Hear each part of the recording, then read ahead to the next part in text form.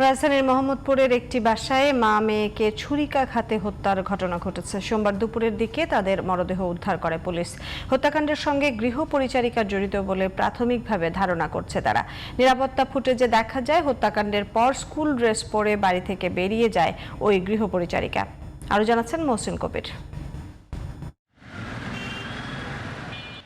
রাজধানীর মোহাম্মদপুরের শাহজাহান রোডের এই বাড়িটির ৭ম তলার একটি ফ্ল্যাটে বসবাস করতেন স্বামী স্ত্রী ও তাদের একমাত্র কন্যা সহ ৩ সদস্য।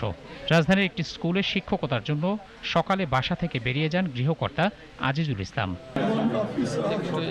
এ সময় বাসায় ছিলেন তার স্ত্রী লায়লা আফরোজ, একমাত্র কন্যা নবম শ্রেণীর শিক্ষার্থী নাফিসা বিনতে নাওয়াল এবং খুব ভোরে কাজের জন্য আসা গৃহ পরিচারিকা।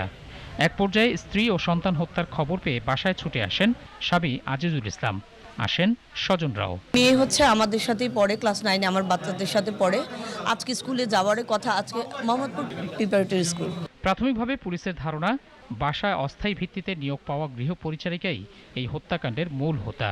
হত্যাকাণ্ডের পর স্কুল ড্রেস পরে বাসা থেকে বেরিয়ে যান 18 থেকে 20 বছর বয়সী ওই গৃহ পরিচারিকা। আমাদের মোহাম্মদপুর থানার টিম এখানে আসে, তারপর ওনারা এসে এখানে একটি লাশ পায়।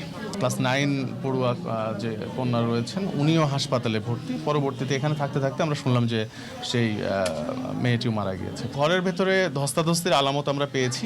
মেঝেতে এবং ওয়ালে অনেক রক্তের দাগ রয়েছে। ভেতরে তাদের আলমারি এবং ব্যবহার্য অনেক ভ্যানিটি ব্যাগ থেকে শুরু করে অনেক কিছু তছনছ অবস্থায় রয়েছে। তো যা আমরা করছি যে প্রাথমিকভাবে এখানে কিছু খোয়া যেতে পারে।